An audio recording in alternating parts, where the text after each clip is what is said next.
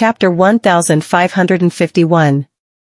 Violet snapped back to her senses and turned to face Rose. "Mom, could you go home first?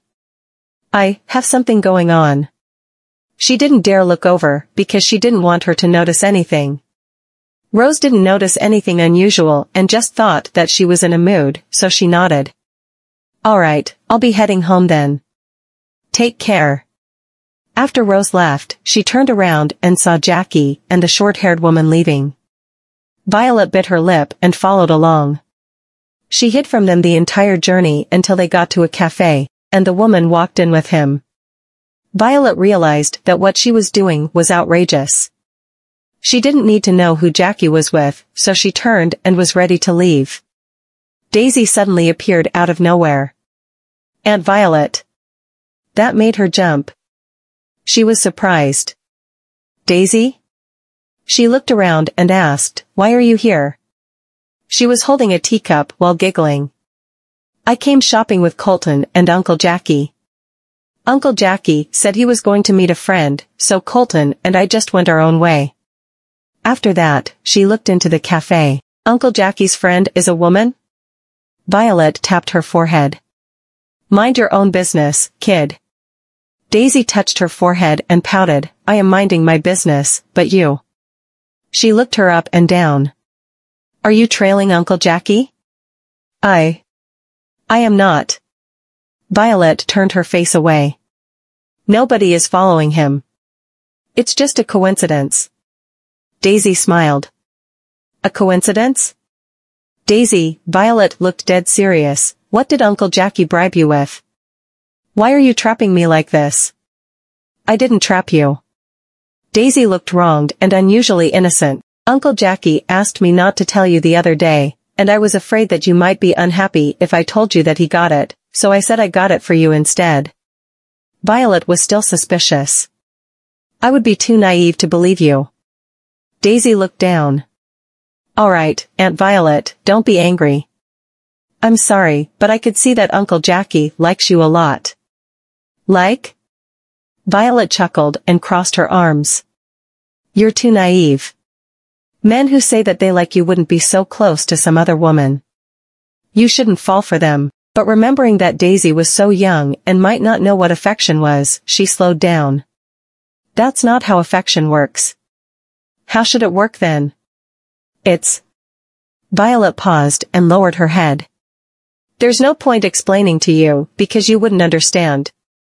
Daisy wasn't happy about being discriminated against because of her age. How would I know if you don't explain it to me?" Violet scoffed and flicked her forehead. "I'm going to give you a lesson. When you like someone, you will want to see him all the time and won't stop talking about him. Everything he does will affect you and will make you jealous or afraid, and the surprises he gives will make your day. Affection is when one day, you meet a boy and catch feelings, imagine a future with him, and want to be his wife. That's affection." Daisy pressed her lips together and didn't say a word. Violet didn't know what to say. "You're still young. You'll know when you grow older." "I understand." She figured it out. "So, you like Uncle Jackie, and you're jealous because he's with some other woman?" Chapter 1552. Violet's face dropped. "I'm not jealous." "Who's jealous?" Jackie's voice came from behind her. Daisy beamed and greeted him, "Are you done, Uncle Jackie?" Jackie nodded as his eyes fixed on Violet's face. The short-haired woman walked out of the cafe with her bag in hand, stopped next to him, and called out, "Jackie." Violet saw they were close, and her expression froze, but it wasn't obvious. She smiled. "What are the odds that we'd bump into each other while shopping?" Jackie didn't reply. Daisy turned to look at her. "Weren't you following Uncle Jackie?" Violet was flustered because she was exposed and denied it. "I'm not following him. Octavia is such a small area. It's not hard to bump into each other." She left after saying that. Daisy realized that she was angry, so she looked toward Jackie. "I think we've gone too far." Jackie smiled. "It's fine. I'll speak to her." He left the woman and went after Violet. The woman was anxious. She knew that she was just acting along, but since she wasn't used to acting, she was very nervous. Daisy walked toward her. "Thank you for your help." The short-haired woman smiled. "I hope she doesn't hate me." Daisy winked. She wouldn't. Violet walked to the garage, and the moment she tried to open the door, someone pulled her, and she fell into his arms. Jackie hugged her. "Are you angry?" She pushed him away. "You're crazy." "I'm not angry." She wanted to get into the car, but Jackie closed the door and pulled her back into his arms. "You're so heated. How could you not be angry?" Violet was nervous. "It's none of your business." He smiled. "How is it not?" He leaned half an inch closer. "You're angry because of me, right?" Violet smirked. "You're so vain, Mr. Clifford. Why would I be angry because of you? I just don't like seeing you." He smiled. "You're jealous." Violet choked and turned her face away. "Not at all." He nodded. "You must be angry for a reason." Violet laughed hysterically while pushing him away. "What do you want from me? You left your woman there. Aren't you afraid she'll be angry?" "She's not my woman." "Even if she's not, you shouldn't just leave her. Go see her." Violet shoved him. Jackie stuck to her and didn't move. He pulled her closer while she struggled. "Jackie, you asshole, don't touch me." Jackie laughed and continued to hold her. "How are you not jealous?" She didn't speak because she was angry yet upset. All the anger was stuck in her throat. He rested his hand on her cheek and stared into her eyes. "Do you deny that you've fallen for me?" "I did not, mm." He pressed his lips onto hers, and even though she was hitting his chest and pinching him, his kiss deepened until she stopped struggling, and then he let her go. Violet was out of breath and didn't even have the energy to push him away. "You're an asshole." He nodded. "That's the first time anyone said that to me." Violet didn't want to speak. He was so different from Jacob. Jacob was gentle and attentive. He wouldn't be brutish and rude like that. Chapter 1553. Violet thought that no matter who she fell for, it would never be Jackie, but that didn't feel right. She took a deep breath. "I'm going back." Jackie pushed her hair behind her ear. "Are you avoiding me again?" He understood what she was doing. All that acting was just to see how she would react, because he already knew she was at the mall, but he didn't expect her to react that way. She was very sensitive. She had Jacob in her heart and was afraid she would fall for him and betray Jacob. She could never admit it, so cornering her into admitting it had backfired. He was too anxious to force her to admit it. He held her hand and said in a low voice, "I'm not going to force you." Violet paused. "Violet Lovegood, I'm sincere about this even if you don't believe me. I don't want to replace him, but I just want you to admit that you have feelings for me, and that will be good enough." Violet turned away and said in an annoyed tone, "So what if I had feelings for you?" "I don't anymore." Jackie brushed her lips with his finger. "That woman is an employee, and we were just acting." She pushed his hand away. "Why were you acting?" Jackie stared at her. The way she was angry made her look like a jealous wife. He slowly parted his lips. "So you could see it." She paused again while Jackie's smile became wider. "If you got angry, it'd show that you cared a lot." She scoffed. "You're crazy." He pressed her hand to his chest. "I'm crazy. Could you save me?" "No." She wanted to pull her hand away but suddenly felt something cold on her wrist. She was surprised because there was suddenly a delicate-looking bracelet on her wrist. Flowers were carved into it, and the layers were filled with red stones, which made it look elegant yet delicate. She was stunned for a while. Jackie looked at her. "Red looks good on you. Do you like it?" She didn't say she liked it, but she didn't take it off. Jackie looked at her confused expression and hugged her by the waist. She fell toward his chest and paused for a few seconds. Don't overstep. He lowered his head and chuckled. I'm not overstepping. He then leaned forward and whispered into her ear, I'm satisfied. The warm breath brushed over her ear, and the low voice tickled her eardrums. Jackie drove her back to the Lovegood mansion. She was getting out of the car when Jackie grabbed her hand and rubbed her palm. You're leaving just like that? The tickling on her palm made her feel awkward. What else should I do? Jackie put his hands at the back of her head, making her nervously close her eyes, but the kiss she expected didn't come and instead was pressed to her forehead. It was so light, so gentle. Seeing how surprised she was, Jackie touched her hair. Go in. I'll pick you up tomorrow. Violet didn't know where to look. Why are you picking me up? He said, for a date. Violet didn't say anything and just got out of the car and rushed into the mansion. She leaned with her back against the door and one hand on her forehead, which was burning. Jackie had been with women before, but he was taking things slow with her. Speaking of taking things slow, it was true for Jacob. She was his first, and even then, she had made the first move.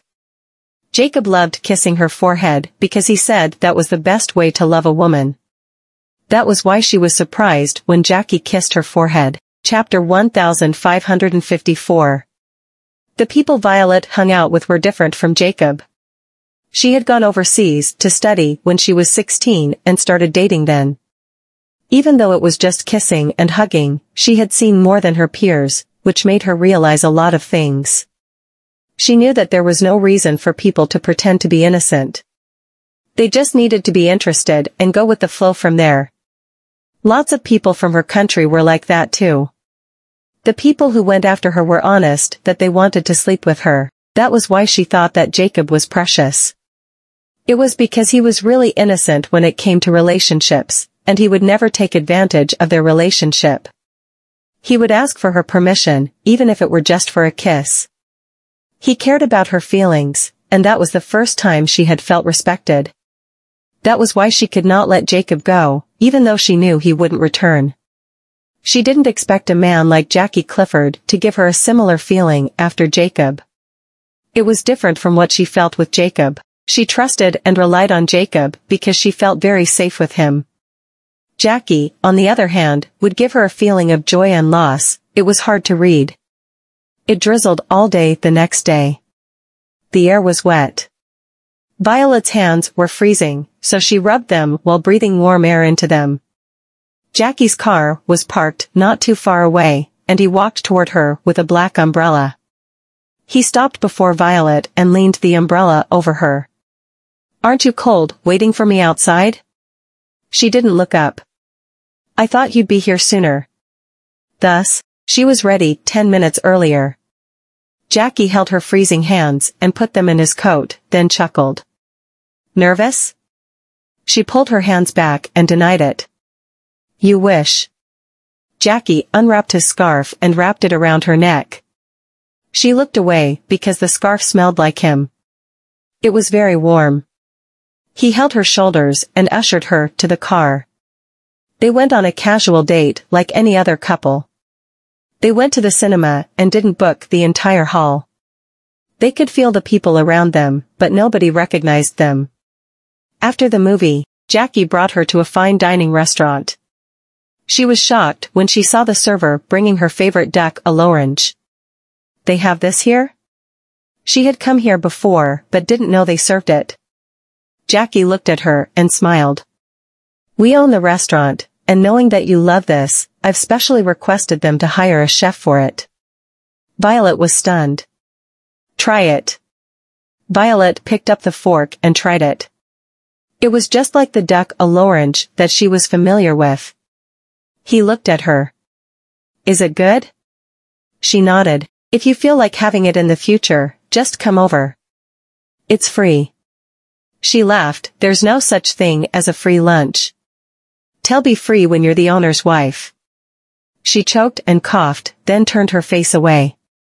I haven't thought about remarrying you. Jackie raised his eyebrow, but didn't speak. Suddenly, a woman walked in with a huge bouquet of roses. She was the short-haired woman who had met with Jackie the other day. She smiled and handed the bouquet to Violet. "Ma'am, Mr. Clifford got these for you." Chapter 1555. Violet's hands went straight toward the flowers, which had a tiny red square box. Violet opened the box and saw a huge pink diamond ring. Violet didn't expect him to have prepared a ring. "Jackie Clifford, why would you prepare this so soon?" She had never agreed to remarry. How could he? Jackie looked serious. "I didn't get you one for our marriage of convenience, so I owe you one, and this is atonement." She paused. "Atonement?" Jackie took the ring and turned to face her. "Let me see if the size is right." He held her hand and slid it onto her ring finger. It fitted perfectly. Violet didn't realize that she had let him put the ring on and suddenly realized that something was wrong when the ring was in place. Seeing that he was smiling, Violet suddenly realized that she was trapped. "You tricked me." Jackie pulled her into his arms. "I didn't. I'm serious about this." Violet struggled. "Asshole, you tricked me into marrying you." He laughed with her in his arms. "Remarrying." He was worried that she would reject it, so he added, "I'm not expecting you to say yes now. You can think about it. If you don't want it, I won't force you into it." Violet stopped moving and looked at him. "Do you mean that you will give up if I say no?" Jackie rested his hand on her face. "No. If you don't say yes, I'll wait for the day that happens. I'm fine with just long-term dating." He would never let her have her way in the past. When they were married, he would ignore and avoid her. They were both unhappy about the marriage, which tied them down and magnified their bias toward each other. The bias had pretty much been caused by miscommunication. He hated the arrangement, and she indulged in her bad reputation. He had been under the impression that she really was as her reputation suggested, so why should he try to see her in a better light?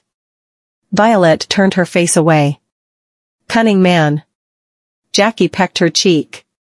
"How could I trap you if I were not cunning enough?" They both left her restaurant and were caught by the paparazzi. News of Jackie possibly remarrying his ex-wife shocked the upper class of Octavia. After Violet's name was cleared, there were almost no scandals about her. They were mainly about their divorce, and she no longer needed to pretend. Now that she was caught dating her ex-husband, it was a slap in the face to everyone who had said that her husband had dumped her. When Thomas was interviewed, he said that his grandson had never dumped Violet. The divorce was just a chance for them to get to know each other better. He said that their doors were always open for Violet. He would immediately prepare for his grandson's wedding if she wanted to. The media understood that it wasn't Violet who had gone to Jackie, but it was Jackie who wanted to get her back. All these pieces of news suddenly made the socialites Violet didn't know well ask her out. Violet met them out of courtesy. The socialites held a party in a private villa and invited all the upper-class people. They used to invite Penelope, but she was no longer part of the circle. Chapter 1556. Penelope had become the laughingstock of the city because of Brooklyn. She had accused Violet of sabotaging her relationship, but she was the real homewrecker. Even though Brooklyn had tricked her and she was the victim of the entire shenanigan, after learning of his married status, she refused to leave him. Instead, she wanted him to divorce his wife and marry her. People always said that those who were pitiful must have a cause for having sunk to their lows, and it was the truth. All of the socialites came and greeted her warmly when they all saw Violet. Even though Violet did not like it, she still responded to them politely. "Miss Lovegood, I heard that Mr. Clifford is going to get you back." "How romantic." "It seems like you've successfully captured the heart of your ex-husband, Miss Lovegood." Violet felt a little embarrassed as she listened to their flattery. It was true that Jackie was trying to win her back, but she hadn't said yes to his marriage proposal. Besides, this circle was complicated. She never had any good friends here, and people might twist the meaning of her words if she said something wrong. Therefore, she was being very careful and did not know what answer she should give him. At that moment, Jackie emerged from the crowd and said, "If you guys have any questions, you can just ask me." Holding glasses in their hands, a few people stood beside him and said, "It seems like we're going to get good news from you soon, Mr. Clifford." He took the handed glass of red wine and swirled it around. He looked at Violet's face and said, "She hasn't said yes yet." Everyone was shocked. When Jackie was married to Violet back then, the socialites in the circle felt it was such a waste for him to marry such a notorious woman. When Jackie got a divorce, these socialites were more than willing to win over his heart. After all, a rich man would never lack women, let alone Jackie was both rich and influential. Even though there was a lot of news about their remarriage when Violet said she hadn't said yes to Jackie, most of them did not believe in her. They all thought Violet was being overconfident. However, they only believed in her when Jackie told them so. Violet pressed her lips tightly and did not say anything. Jackie emptied the glass of red wine and put the glass down. He walked toward her and collected her hair behind her ears in front of everyone. "Why didn't you tell me that you're coming?" Someone from the crowd said, "There's nothing to worry about, Mr. Clifford. It's not like we're going to eat her or something." Jackie pressed his lips and smiled. "Well, I'm the only one who can do that to her." Violet's face turned red, and she mumbled, "Stop that. It's embarrassing." The smile on his face deepened. "Am I not right?" She lowered her head, trying her best to avoid the gaze of the crowd that bore into her.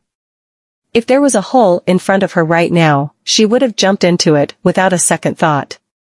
Jackie was tickled pink by her reaction. He chuckled and wrapped her arm around her shoulders. Then, he said, "All right, guys. I'm going to bring my woman back. Enjoy the night." Jackie took her away from the party, and he pinned her on the wall in the empty corridor. Violet was stunned. "What are you?" Jackie lowered his head and planted a kiss on her lips. Her hands that she put on his shoulders trembled, and they slipped down from his shoulders.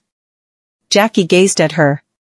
Her cheeks were flushed, and if now was not the right timing, he would have done something else other than just kissing.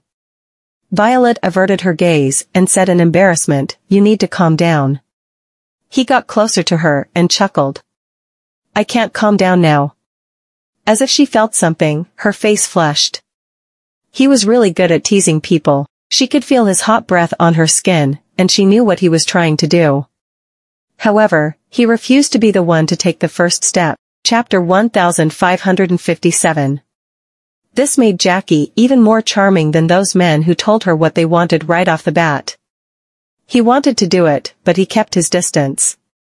Even though there were times when he crossed the line, he did not take advantage of her.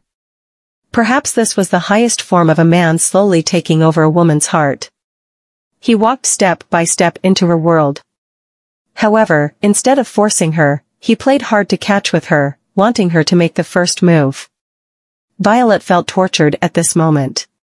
She tried to struggle for her freedom, but Jackie did not give her a chance. Her nerves were tense as she was worried that other people might come and see them. In the end, she bit her lips and said, "Let's go home."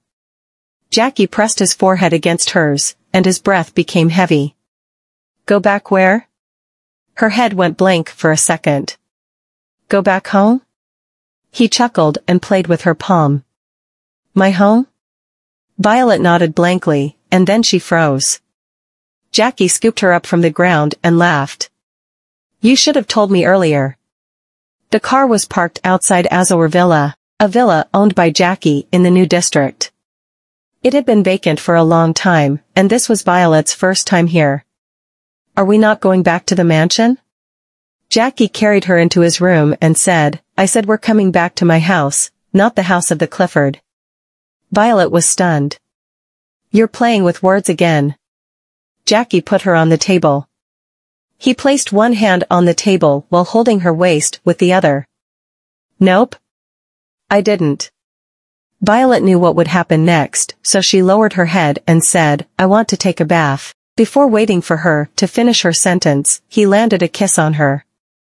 Let's take a bath together later. In the evening, at the Clifford mansion. While they were having dinner, the butler came to Thomas and whispered something into his ear. Thomas was stunned, and then he waved his hand with a smile on his face. Piqued by her curiosity, Daisy asked, "Is Uncle Jackie not coming back for dinner?" Thomas chuckled.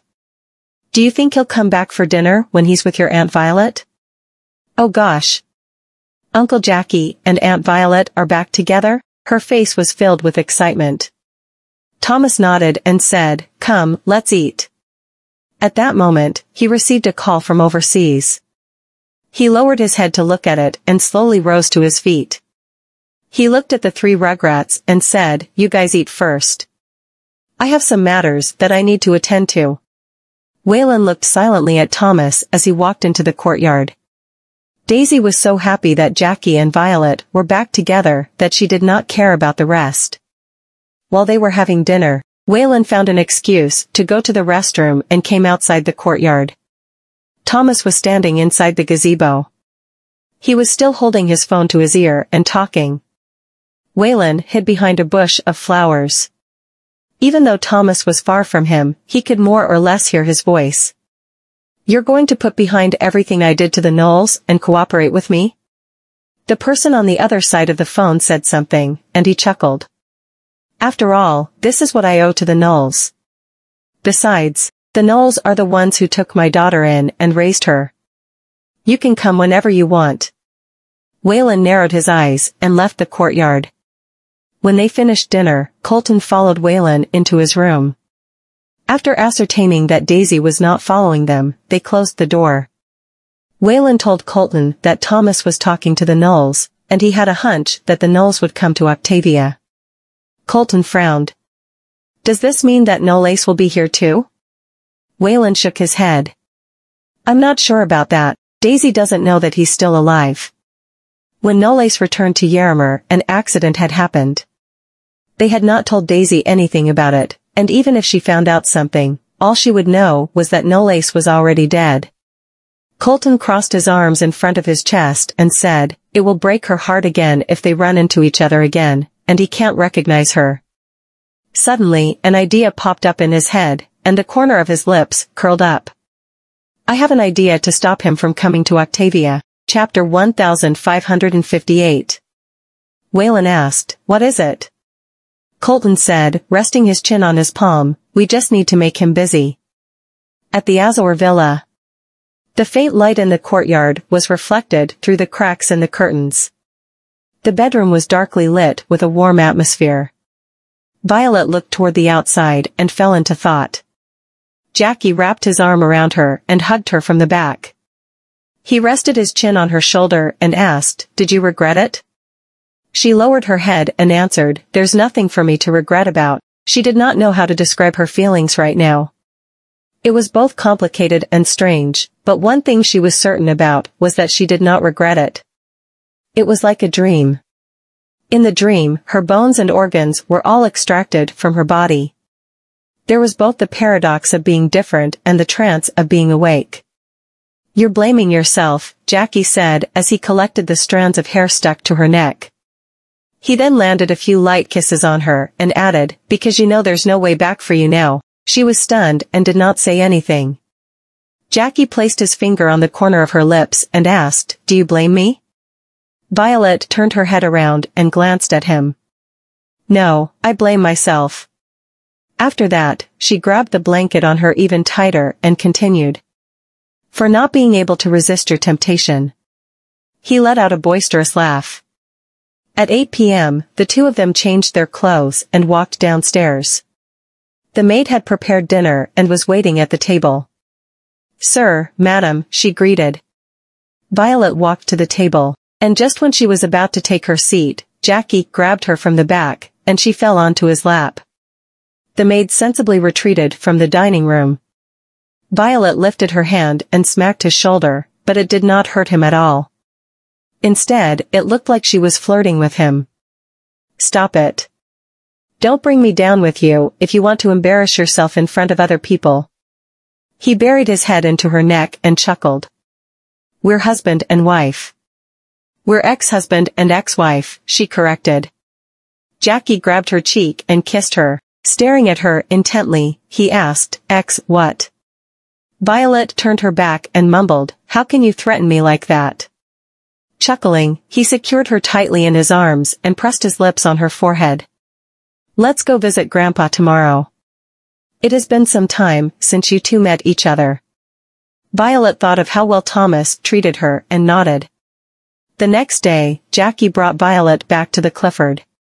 At the moment both of them appeared in the living room, Thomas understood everything. He put the cup down and said, well, look who's back. Let me guess. You two have gone back to each other behind my back?" Violet felt embarrassed. Jackie chuckled and said, "Stop it, Grandpa. Aren't we here to inform you now?"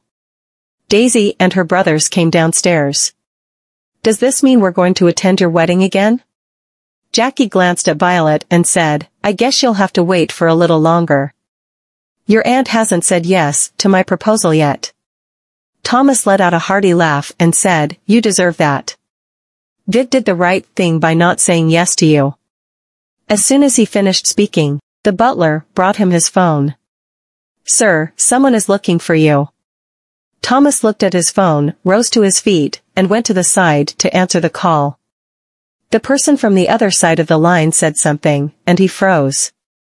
What? How would that happen? Waylon and Colton looked at each other. It seemed to them that the Knowles were really busy right now. After a while, he ended the call, and Jackie asked, "Who is it?" "It's Tristan." Jackie fell silent, and Daisy was stunned when she heard the name. In astonishment, Thomas said, "A hacker attacked their company." What bad luck. When Daisy heard the word hacker, she turned her head to look at her second brother. There was no expression on Colton's face as if it had nothing to do with him. When Waylon and Colton came out to the courtyard, Daisy followed after them. "Waylon, Colton." Both of them turned their heads around. Daisy stopped in front of them and asked, "About what happened to the Knowles?"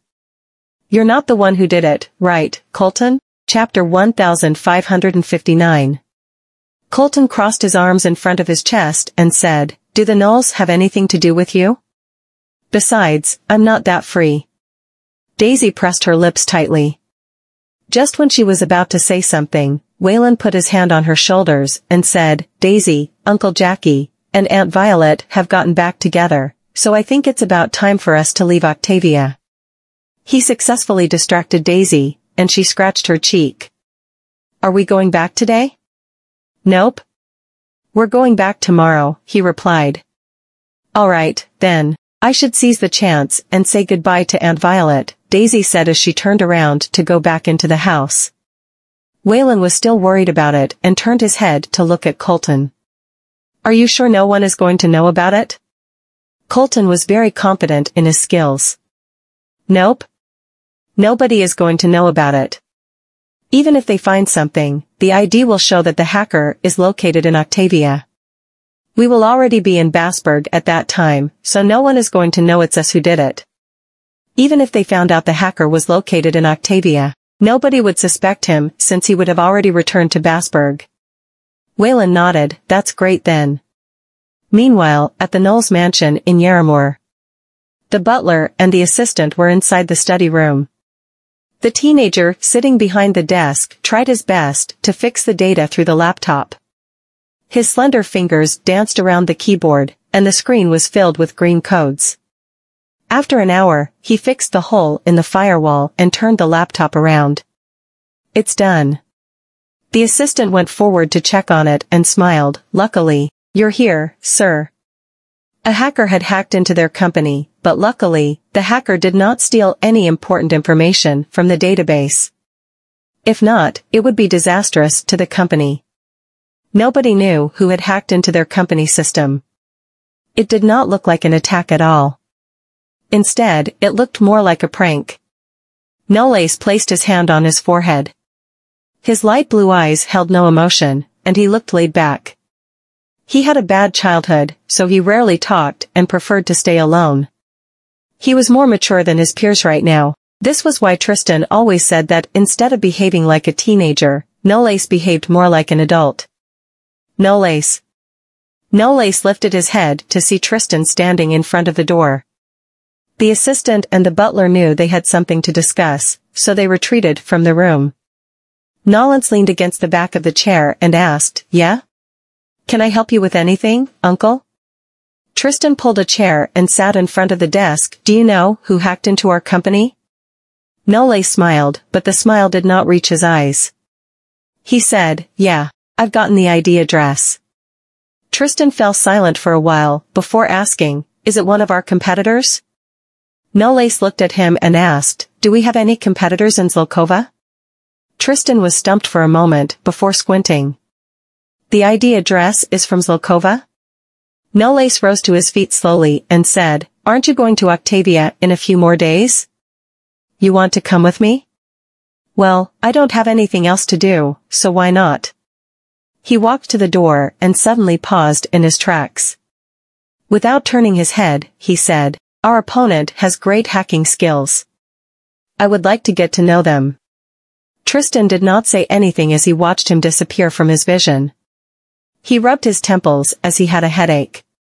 Although Nolace had regained some of his memories, most of them were related to the Nulls.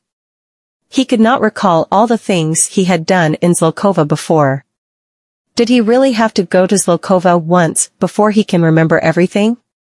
The next day, at Octavia Airport, Violet and Jackie sent the children to the departure hall. Daisy waved her hand at Violet and said, "Aunt Violet, don't forget to come to visit me at Basberg when you're free." Violet reached out for her and rubbed her head. She smiled. "Sure, honey." The three Rugrats bid them goodbye as they walked into the security checkpoint. Seeing Violet's reluctance to part with the three Rugrats, Jackie wrapped his arm around her shoulders and said, "You like kids?" She replied, "Who doesn't like smart and adorable kids?" Chapter 1560. Jackie smiled. "We can have one ourselves." The smile on Violet's face froze as she smacked his hand away. "Go have your own baby." Jackie chuckled and turned around to catch up to her. 2 hours later, the plane landed at Basberg Airport. Quincy had been waiting for them at the entrance. When he saw the three Rugrats coming out of the gate with their baggage, he opened the trunk and carried the luggage to the car for them. "Did you three enjoy yourselves in Octavia?" Daisy sat on the passenger seat and asked, "Where are Dad and Mom?" Quincy put on the seatbelt and replied, "Mr. and Mrs. Goldman have spent so much time with you in Octavia, so of course, they're busy now." When Daisy was about to say something, she noticed a purplish bruise on his neck, despite his effort to cover it with the collar of his shirt. "Uncle Quincy, who bit your neck?" Waylon and Colton turned their heads to look at Quincy. Quincy was stumped and replied stiffly, "Well, I sprained my neck." "Really?" Daisy was skeptical about it. She did not believe Quincy at all. After all, she had seen many of these bite marks on her father and mother's necks. Daisy did not press the matter on, so Quincy let out a sigh of relief inwardly as his back was filled with beads of cold sweat. After all, the three Rugrats were the smartest kids he had ever seen. He had experienced their intelligence before, and it was a difficult task to deceive them. At Black Gold, Nolan received a call from Tristan. He was rather surprised that Tristan would take the initiative to call him. When he learned that Tristan was coming to Zelkova, his hand froze, and his pen stopped in midair. "How long are you going to stay this time?" "I think I'm going to stay for a while," replied Tristan. After that, he added, "Nolace is coming with me too." Nolan frowned but did not say anything. Tristan told him something, and Nolan narrowed his eyes. "A hacker?" Tristan chuckled. "Maybe it's a prank. The ID address shows that they're in Octavia of Zelkova. Although I don't know why they're doing this to us, I'd like to ask you to check it out for me." Nolan fell silent. A prank on the Nulls, huh? He did not know why, but had a hunch that this had something to do with Colton. Quincy pushed the door and came in. "Mr. Goldman." He put the phone on the desk and lifted his eyes. Did you pick up the kids? Quincy nodded. They're at home now. Nolan leaned against the back of the chair and tapped the table in a rhythmic tempo as he fell into thought. Meanwhile, at Seoul, Sae-dai came out of the elevator, and everyone was looking at her when she passed by the administrative department. All of them thought they had seen the wrong person. One of them asked in surprise, Sae-dai has never worn a skirt before, right? Another staff member chimed in. Could it be that she's seeing someone? In their memory, shirts and pants were the go-to attire for Sae-dai. She had never worn high heels before, let alone a skirt. People who did not know her might think that she was conservative, but in reality, it was because her former profession did not allow her to wear skirts or high heels as they would restrict her movements. This was the first time they saw Sae-dai wearing a skirt, and they all were intrigued. All of them were pretty certain that she was in love. If not, there was no way she would suddenly change her attire. Sae-dai knocked on the door.